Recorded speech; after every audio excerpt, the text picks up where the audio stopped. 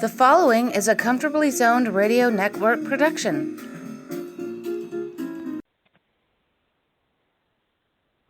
Thank you, Tally Olson. I am back. You are comfortably zoned with the Tokin Jew with an I. I'm in Alameda, California, and we're right across the bay from San Francisco, across the moat from Oakland, and I have the greatest gig in the world. I talk to the most interesting people on the planet. Today is no exception. My good friend who hasn't been on these airwaves in at least a couple of years, and I've missed you tremendously. We always have good times together. Charlie Vascellaro. Nice to hear your voice again, Ralph. It's true that time just seemed to slip away. I guess the last couple of years, some people were busy with things, myself included, and living kind of a uncertain existence on a daily basis.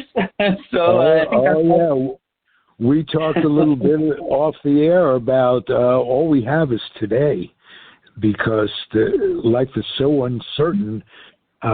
You got to smoke the good stuff while you got it. Indeed. First, and I mean that metaphorically. I don't mean necessarily. Don't smoke too much of the good stuff. Save some for me. Charlie, the first thing that comes to mind is the passing of Gene Kleins, and who was met for a short period of time, but he got his fame, made his bones with the Pittsburgh Pirates, and he, along with 8 other guys, were very special in baseball history. Why don't you tell us about that? Yeah, Gene Kleins, burst onto the big league scene at a very opportune time in his life, in his baseball career, and in the era in which he entered for the team that he joined. So there's a real confluence of events taking place there. It's all wonderfully serendipitous. And so Gene Kleins burst on the scene with the Pittsburgh Pirates in the early 1970s, 1970. And then in 1971, he manages to play in the World Series with the Pirates. And in 72, he almost won a batting crown. He just didn't have the at-bats, but the guy could hit with the rest of that crew. He fit right in there. They talk about Dave Cash, Roberto Clemente, and Gene Kleins. Well, all those guys could rake, and Kleins was one of, in that year of 1971, when the team won it all, Kleins made history in a different way with a bunch of those guys when he was one of 9 Afro-Latin, Afro-American players and no white players on the Pittsburgh Pirates in 1971. 9 guys all went out there together. And he was one of them, and what a great part of history to be involved in. Absolutely, and no team has done that since. No team has put 9 Afro-Americans, Latin Americans, blacks, let's say, on the field at the same time. And you're one of those who is incredibly racially conscious. Tell us a little bit about your project to keep Emmett Ashford's grave as clean and intact as possible. Well, thanks. That's a nice thing for you to ask me about, and I'm glad you remember that I tend to that. And thank you for.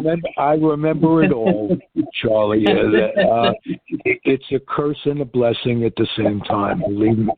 Believe me, but not with you, but in general. I get a lot of things stuck between my ears too. But yeah, You know, and I do like to pay a special attention to social and cultural issues in baseball. I like to pay attention to issues regarding race relations and international relations and human relations. I think that's when baseball is at its best, when it's displaying these things and leading by example and doing it in an almost subconscious way. I think that I like it. I don't want it to be pretentious when these things evolve in baseball, and I think for the most part they haven't. Danny Murtaugh, who filled out the lineup card that day in Pittsburgh, said he didn't even realize what he was doing when he did it. He was not conscious that he was fielding an all-minority team. He just was putting the best 9 guys he had that day out there. And so that's just baseball being baseball when it's being good. You know, Pittsburgh has lived through some horrible times in the last year or two. Yeah. Not on the baseball field. They, as a city, they are not deserving of what's going on. I just wanted to state that putting Kleins and those guys out there together took an awful lot of guts. There are not many organizations that would have condoned that. And, 1970, things are different now than they were seems like a short period of time. Hell, it's 50 years for crying out loud. Yeah, and you'd be harder pressed to put all 9 black players on the field now than you were then. Right. And which is it seems like a backwards thing to say, but it's true. We de-evolved over that period. You'd be hard-pressed to find 9 people on one baseball team that were black. Yes. At this point. And that's horrible. What contributes to that? Is it lack of availability for scouting, bad neighborhoods? I think ultimately, like a lot of things in baseball, it comes down to the business of baseball.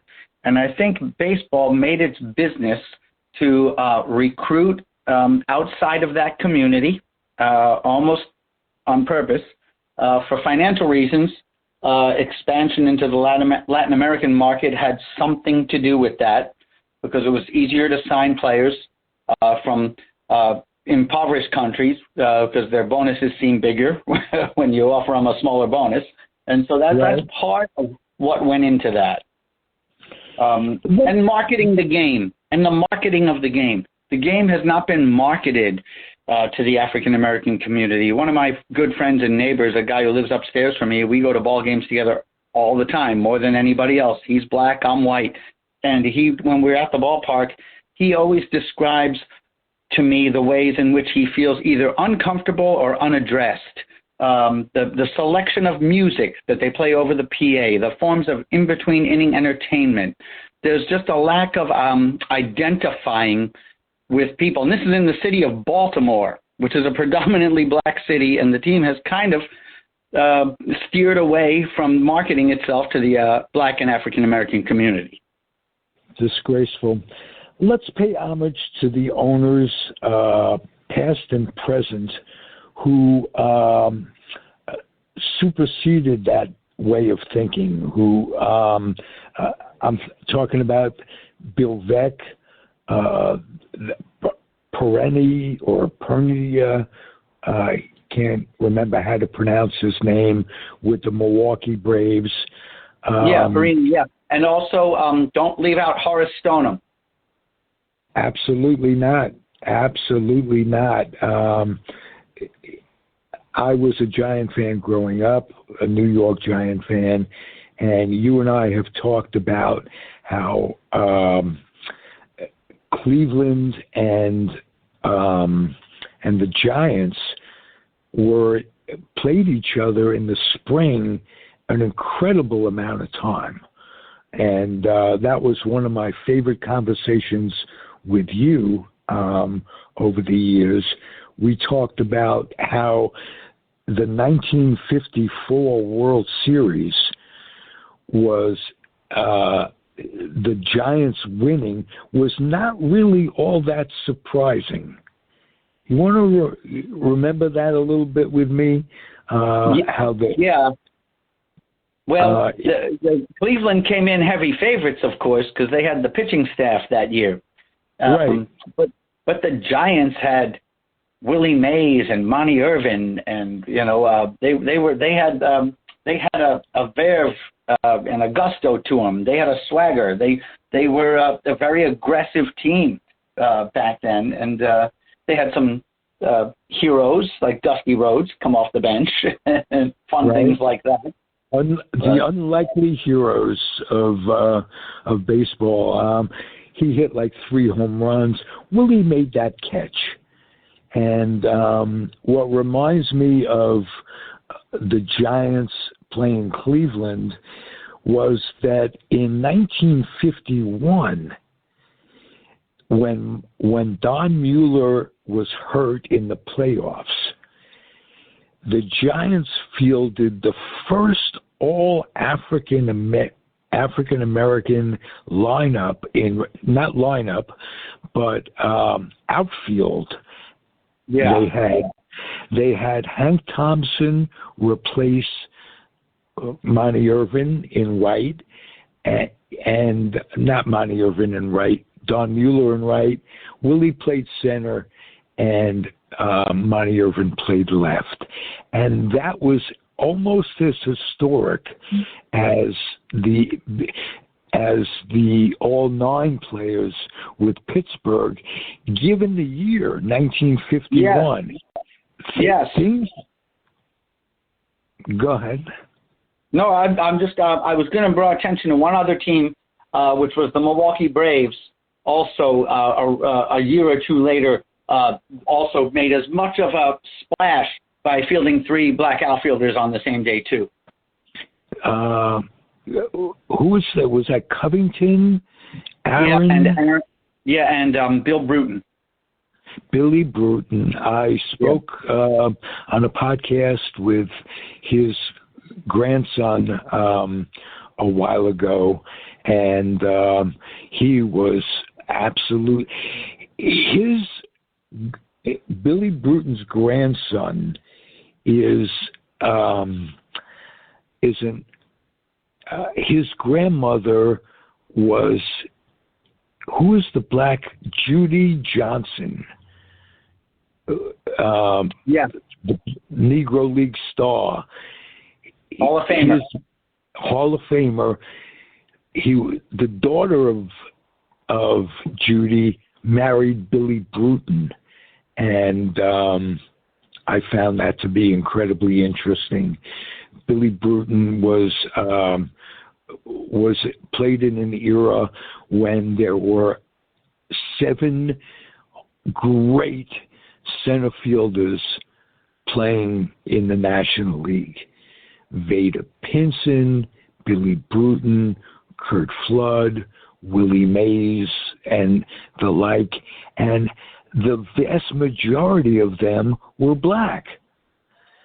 In that era, one interesting and poignant part of that era is that first wave of African Americans, when they arrived in the major leagues, the National League MVP award for a decade was dominated by these guys, some of whom crossed over from the Negro Leagues and others who were at the early start of the beginnings of their career.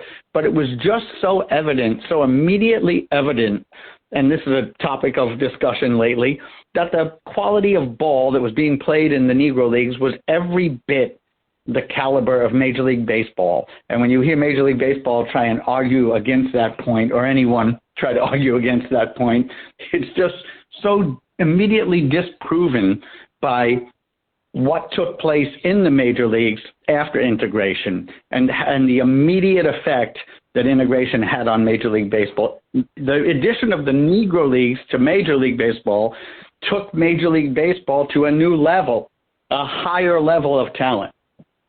Absolutely.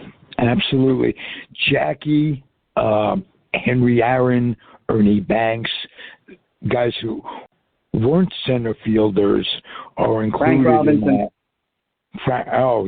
Frank Robinson. May he rest in peace. What a terrific guy. Also managed the Giants. Wow, great memories. Yeah. Frank Robinson was the first black manager in the American League, and he was the first black manager in the National League, too. Somebody we haven't talked about ever is Larry Dobey. And if we talked about him, it wasn't enough. Indeed.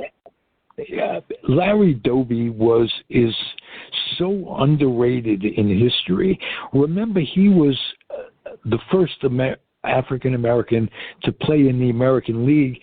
It wasn't years after Jackie; it was weeks after Jackie. And and he won the World Series the next year in his first full season with the team, and it was mostly because of him. And if I'm not mistaken, we're talking 1948. Correct. Another one of Beck's signings was the great Satchel Paige. And I don't know if did he play in 48? Did he pitch for them in 48? I think he threw a few games in that season. I can't remember. I think it was. But I do know that Paige and Dobey lived together in a residence in Tucson, in a house in Tucson's very small black neighborhood, the Dunbar district, which at that time in the late 40s and early 50s, I would say there was about a dozen families that were living on that block, maybe a little bit more. And one of them happened to be a contractor who took the laundry out at the hotel where the Cleveland Indians at the time were staying. And when Dobey tried to check into the hotel with the team and was refused a room, the laundry contractor, the guy who took care of the laundry for the hotel, overheard the conversation. He also happened to be African American and immediately offered his home for Dobey to live in, which Satchel Paige also moved into that house the following spring when he joined the team during the spring. And the pair and other players lived there during the spring, until the hotel, the Santa Rita Hotel in Tucson, where the team usually stayed, where all the other guys stayed, finally took them in. And I want to say it took 6 years. And Bill Veeck talks about this in his books about how long it took for them to finally accommodate the black players. And it took, I think, a threat by the team to leave the hotel, which they probably should have done even sooner. But they did live in a house around in a residential neighborhood in Tucson, which I found in my travels recently. Well, you say 6 years. I want to tell you something that'll make you cry.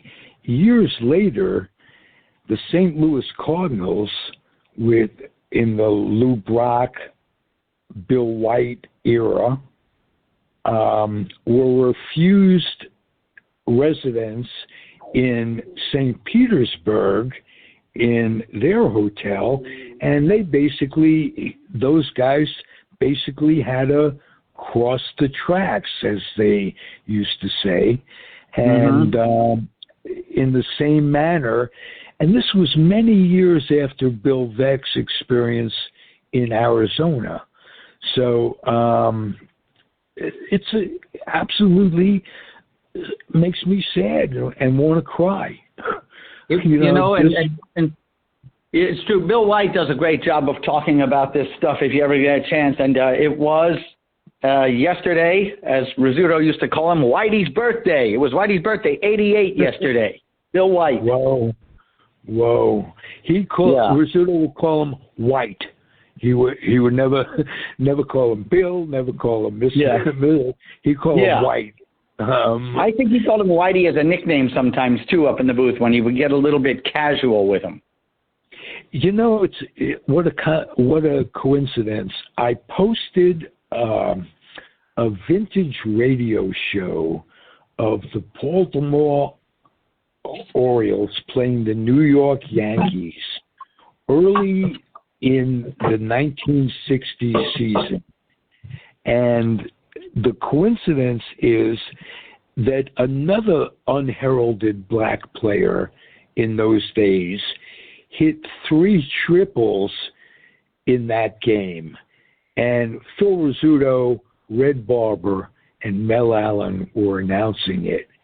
And it was a classic game that just listening to their voices, I think Phil Rizzuto was as good as Red Barber and Mel Allen. I know that sounds crazy, but if you define good in making fans feel like they're part of it and getting experience.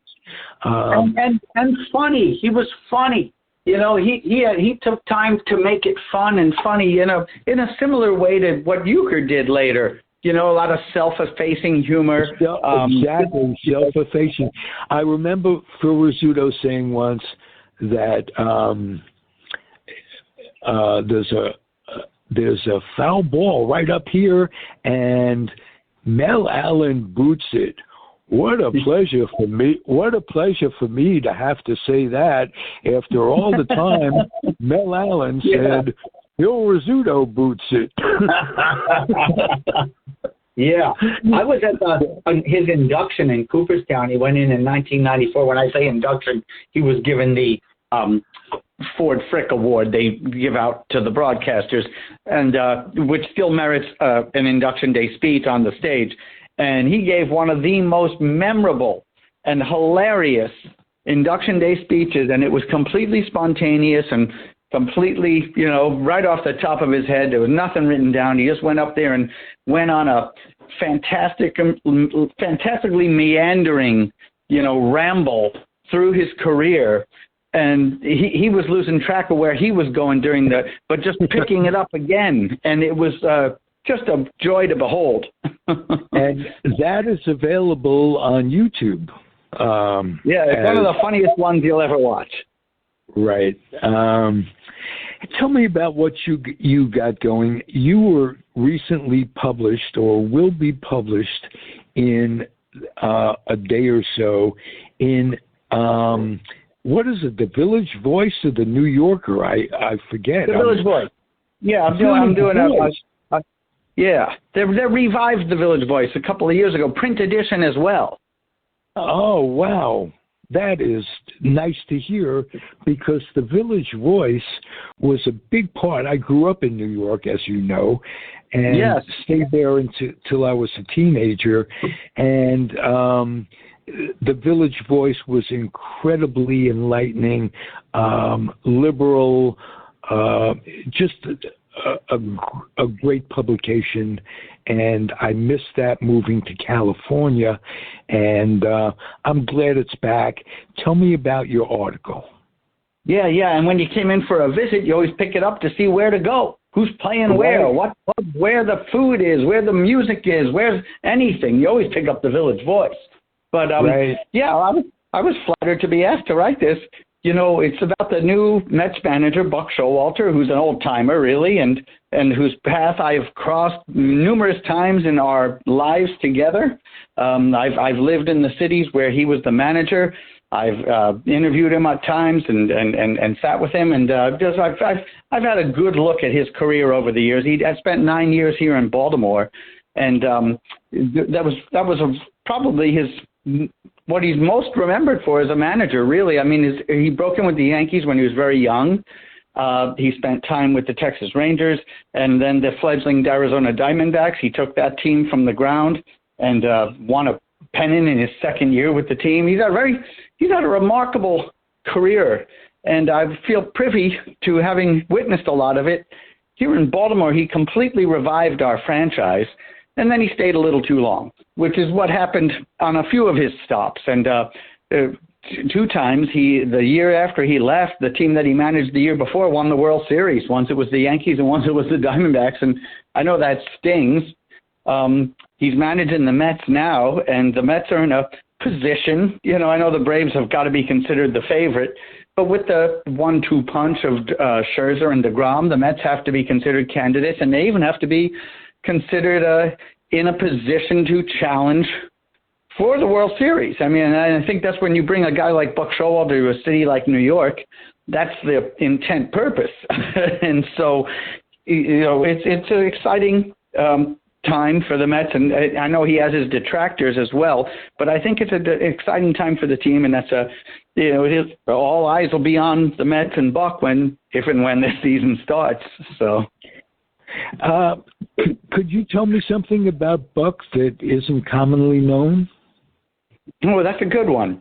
I think that the thing about Buck is I think he's a little bit not as gruff as the exterior appears. I think there is a sensitive, thoughtful guy in there who emerges at times and makes friends with some of his players to the point where they really care about him. Adam Jones here in Baltimore, highly touted his praises and recommended him for the Mets job before he even got it. There was a time when Jones was in negotiation, and much like Scherzer just suggested to Cohen, that he wanted Buck to sign his contract before he signed his. Jones in Baltimore was that way. So, yeah, and I mean, this is my observation as the years have evolved. I think he's softened up, actually. Maybe when you take a job like that at such a young age, you think you need a harder shell. When you're 36 years old and you're managing the Yankees as a rookie manager, you adopt a gruff exterior as a defense mechanism, and I think as over the years those defenses have started to come down, and I think he's softened up as a human being. That's nice to hear. As a Met fan, it's nice to hear. The thing that worries me a little bit, will he adjust to a world of analytics and general managers really running the show in a lot of organizations? Will that be a problem? But, that's a good question, and it's probably the first thing on a lot of people's minds. I know that the Mets also have a new general manager, Billy Epler, who also tried to sign Buck earlier when he was the GM of the Angels, so he has an affinity for Buck, and they have a relationship. They come from opposite camps.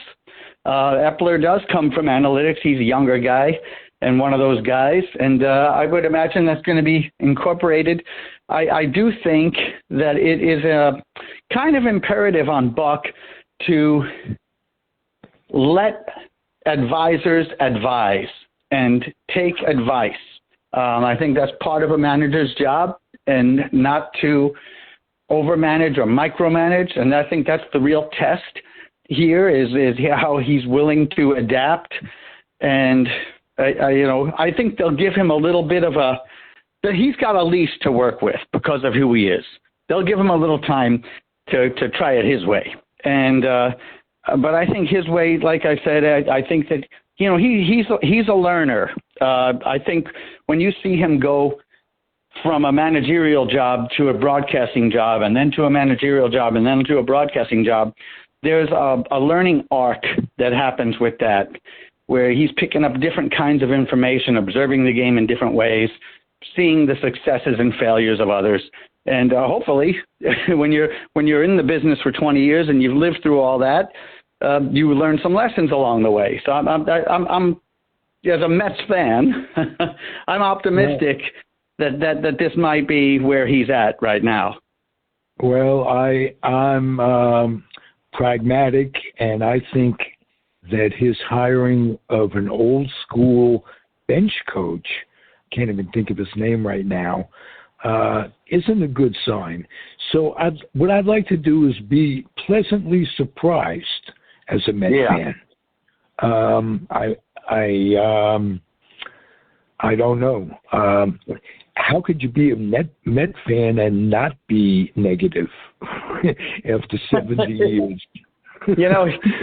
it just comes with the territory. You know, the other day I was looking around for things.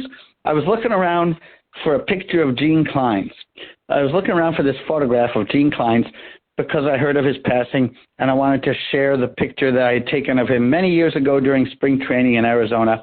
And he's out on the field, and there's a bunch of Cubs that are running out on the field. This was around 1980. And they're all running out on the field, and you can't tell who anybody is. It's a spring training game, and I took this picture with an Instamatic camera that was out of focus. But I remember that it was Gene Klein's on the field who was directing the players to run out there. He was a coach for the Cubs. They called him Little Angry. He was an intense guy. Yeah, they look like they're running away from him in this picture. and when I got the film back, I took the picture, and it was a kind of picture you might throw away when you get 24 pictures back in the old days, you know, and some of them are out of focus. But I remembered why I took it, because in the foreground was Gene Klein's. He's the most in focus of anybody in the picture. And so I took that picture, and with a blue Sharpie, I wrote his name on it with an arrow pointing to him. So that gave me a reason to save this picture. Beautiful. And that's what I was looking for yesterday. When I post the show, I will post not only a picture of you and me, but of Gene Klein's. How about that? Yeah, right. Please do. Yeah, right. And then it led me into a box where I had a bunch of stuff, and I picked up a 1979 issue of the Sporting News while I was looking for this photograph. And I was reading all the stories in it, which are about the same as what would be in it if it was being written today. It's about labor negotiations. There's a big expose written by Pete Rose's wife. There's stories, columns about how the game's too expensive and everything's it's for millionaires. That is 1979. And then Jack Lang has his Mets notes, and they're as abysmal and pessimistic as can possibly be. Well, I will say this. Any era, and if you read writings, and the Sporting News goes back, you can read an issue of the Sporting News in 1950, and the veterans will be complaining about the crop of rookies that are coming up, and how when in my day, the coaches in my day, things were this, that, and different. And in 1940, you could read stories of 1930 where are all the great ball players going to come from, and this and that. Sporting News was great. I'll tell you what, the writing and the quality of writing. You know, when I was a kid, baseball players were my heroes, but so were baseball writers. I used to hang out at Shea Stadium up by the press box and wait for the guys to come out of the press elevator when I was a kid, because there was little pictures of their mug shots in the yearbook. There was little black and white shots of their faces and their affiliations. And I thought, why don't I get these guys to put their autograph on their little face pictures in the yearbook? This is when I was 10 years old, 11 years old. My favorite TV show was The Odd Couple, and I wanted to be Oscar Madison. So these real-life Oscar Madisons were filing out of the elevator at Shea Stadium, and I'd chase them down and make them sign their pictures in my book. And one of my favorites was Jack Lang, who was with the Daily News, of course. And I'll read you this first paragraph that he wrote for the 79 Mets spring training preview. This is just one paragraph by the great Jack Lang. Dateline, St. Petersburg. The do-nothing Mets have a lot to accomplish in spring training, perhaps more than in any year since 1963, when they were coming off the worst record in baseball history. I love how he introduces them as the do-nothing Mets. That's beautiful. Jack Lang was the head guy that would tell Hall of Famers, would call them and tell them that they were in the Hall of Fame. I remember him for that. And I lived in Queens, and later in his career, Jack Lang wrote for the Long Island Star Journal or whatever it was. Jack Lang Long Island Press. There were two or three of them that were syndicated, and he was terrific. but the sporting news itself, the coverage was so incredible. The minor league coverage. Oh, it's so extensive. Yeah. I mean, you want to talk about agate type? They squeeze so much into the sporting news that the big type looks like agate type. And you get box scores of the minor leagues, so you'd see the guys. Luke Easter comes to mind. Guys who played in the big leagues for 2 or 3 years and spent the majority of their years in the minors. And you get to follow their careers after and before they became major leaguers. When you do baseball research in the sporting news is sometimes the first reference you find of anybody's career. Right. Just for a kid, my cousins lived in Holyoke, Mass, and we'd go to the Springfield Giants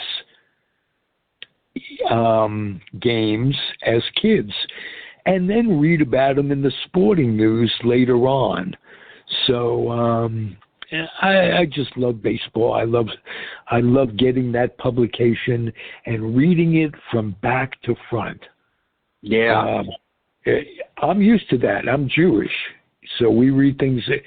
Had to be an adjustment for you. That's the way I always read a newspaper in the old days, because the sports section was on the back page, especially if it was a tabloid-style paper. So. And if you were a kid, there was enough in it that you wouldn't have to read the front pages. I delivered Newsday when I was 12 and when I was 13. When I was in 7th grade and 8th grade on Long Island, I was a carrier, and I delivered the Newsday, which was a pretty hot afternoon paper back then. And we had the great Joe Gergen and Marty Noble and Steve Jacobson. And I would, when it was an afternoon paper, I would see the papers at the end of my driveway. There would be a stack of them banded up for me to take out. And they'd be there at 3 o'clock, and I had to be done by 5. That's realistic. And so I had about 50 houses on my route. But I would first, when I saw those papers sitting at the end of the driveway, cut that band off and read all of the baseball stories on the back pages of the paper. So when I would hand those papers to the subscribers, I could talk to them about what Marty Noble had said that day, what Joe Gergen had written about the Mets that day, or Steve Jacobs. I would have running conversations with my customers, my subscribers, because that's what how the paper was presented. I read those back pages, fold it back up, stick it in my bag, and run out the door. Well, I'll tell you about an experience that I had. I was a New York Post delivery boy, and years later, I had the great Leonard Coppett, who along with Leonard Schechter, had the sports columns for those New York Posts.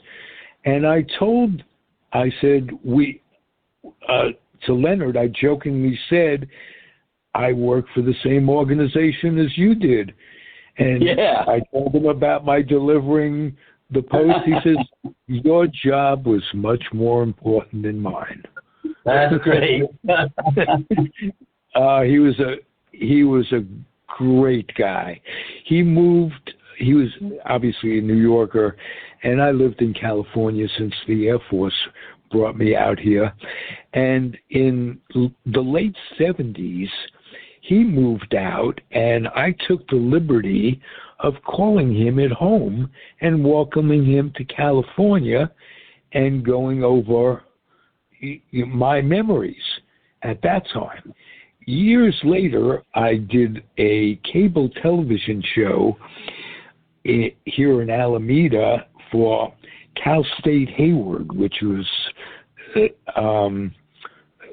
had a network on my local television, my local cable. So I took the liberty again of asking that network if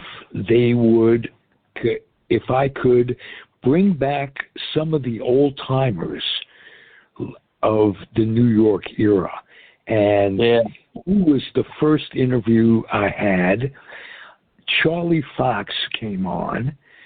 Joe DeMaestri came on. Hank Sauer came on. They're all on archived on Comfortably Zoned on YouTube's, all the interviews, and that's when I got to ask Leonard Coppert about his New York Post days. We're Walter Middies, aren't we, Charlie? Oh, yeah.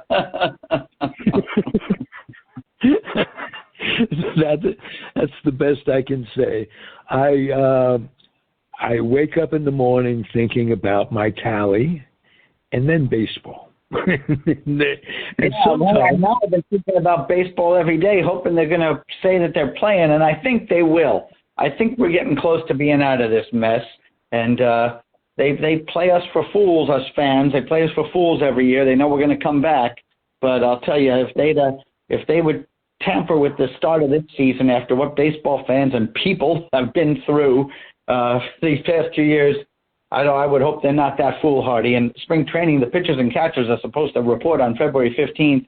I'm looking for this thing to be resolved within the next couple of days, right after this weekend. They got to get around to fixing this up so they can make sure that everybody shows up to their camps on time. Absolutely. Absolutely. Charlie, give me your impression of the recent Hall of Fame inductions, and we'll close it out with that. Sure. I wasn't exactly sure what to think going in. I talked with some of the writers. A friend of mine, Barry Bloom's very opinionated about it. He and I don't always see eye to eye. Here in D.C., Tom Lavero, I speak with from the Washington Times. He and I are a little bit more close in our, but I probably fall somewhere in between the two of those guys. But I do speak with people like that as it's coming up, and who are they going to be voting for, and what do they think about this? And I look at the trends of the percentages the guys got the previous year and try and figure out who's going to slide in. And if there's a strong enough first ballot candidate, I don't know that I would have thought Ortiz was a solid first ballot candidate, but I think there was a lot of polarization on the ballot this year, and you kind of had to go with him or the other guys. But I think there's also a real flaw in the system when that's the choice you have to make, because I know that there's some, and it's funny, people think everybody wanted to keep the steroid guys out. That's not really the case. Just enough people wanted to keep the steroid guys out, because 66% of the voters. You know what? Ortiz was a steroid user. Yeah, I know, and they put him in, but they were insistent about making sure that. But when you say insistent about it, it's funny because the perception is, and the fans and the people who were thinking that there's some kind of mandate being made here, that the writers have had their say. They say these guys won't get in. Well, you know how many of those writers had that say? About 33%. Because it got really close. Yeah, that's all it takes. So it's not that the writers were throwing down some mandate. Most of them voted for these guys. That's the part that's lost. And, they get all irate and they say, these writers, who says they should have a vote? Well, what part do you disagree with? Well, I disagree with the minority part. So then you'd rather just go with that. So you can't really call out the BBWAA and say this is how they feel. There's just enough of them that kept two guys like that out. Now, which way would I have gone myself on Clemens and Bonds? I have gone back and forth over the years about this. My gut level and my knee-jerk instinct is to say no. I was upset when I saw Hank Aaron's record fall to Barry Bonds. I didn't think he was a worthy successor given the conditions. I always thought Clemens was just, can I say, asshole on this podcast? Oh, absolutely. Okay, because I always thought he was just a plain asshole, and I could see why you might not vote for a guy like that. But conversely, I look at their numbers. They're fantastic numbers. I look at the hypocrisy of keep putting some guys in, ignoring the use of some, and condoning and condemning, one or the other in a very arbitrary fashion. There seems to be no guideline. There doesn't seem to be a clear-cut definition of how this is supposed to be interpreted. And I guess that's part of the process. But this is what makes me go back and forth on them, is what I'm saying. In this last year on the ballot, I thought it would have been interesting if they got inducted and they're standing up there with Schilling. Right. I thought that would have been amusing in some ways. Right. Let me ask you this: do you believe that Clemens, without the use of steroids, would have? Bonds was a Hall of Famer before he took up steroids. Clemens wasn't. Clemens. Well, he was still pretty good, and he was on his way. He won the College World Series too. He was pretty good, but he was not the Hall of Famer that he became. How old was he when he struck out 20 Mariners that day with the Red Sox? That was early in his career. I mean, you might have compared him with a early Nolan Ryan. Maybe he was a little unrefined in the early days of his career, and he got compared to Ryan a lot along the way. And and Ryan stood the test of time. In his early years, he didn't look like necessarily a Hall of Famer, but then he was.